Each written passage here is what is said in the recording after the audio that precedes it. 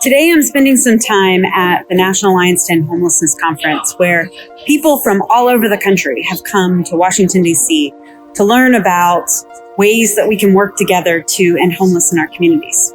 I had the opportunity today to lead a workshop on shared housing.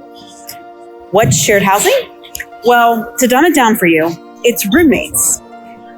You may not know this, but Micah gets calls from people and organizations all over the country wanting to know how we can help people overcoming homelessness in high-cost communities by pairing them up to share an apartment and the expenses.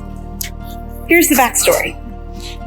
So way back when Micah first got started, we learned very quickly that there were a lot of people living outside who had income, whether it was a disability check or a minimum wage job. Some people had money, but no place to live. The problem was math.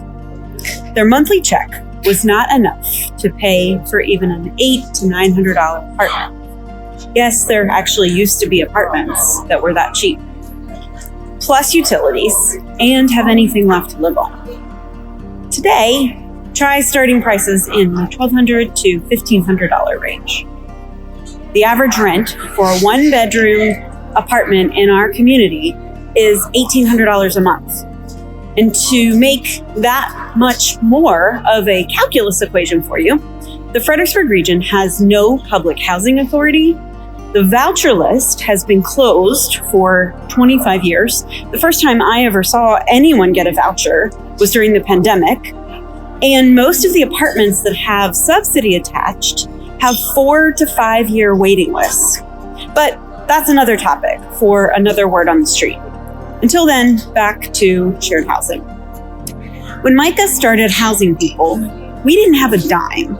Not state money, not federal, not even local.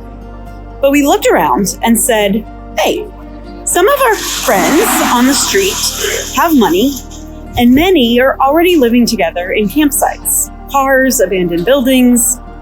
What would happen if we paired people up enough that there was more income coming into the house than expenses? So here's what happened. It worked. And it kept working so well that we started getting grant resources to do it. Then people started calling us all across the country about how we were doing it. What were our tricks? Weren't we nervous about having too many people with complex needs under one roof? And here we are, nearly 2 decades later, and we are still leading community and national conversations about shared housing, which I think is really funny because when we started doing it, it was very much an organic, free-flowing thing that we did because, frankly, we didn't know better. But it turned out to be a really innovative way to get people off the street and help them to be stable. There's your fun fact for today and your word on the street.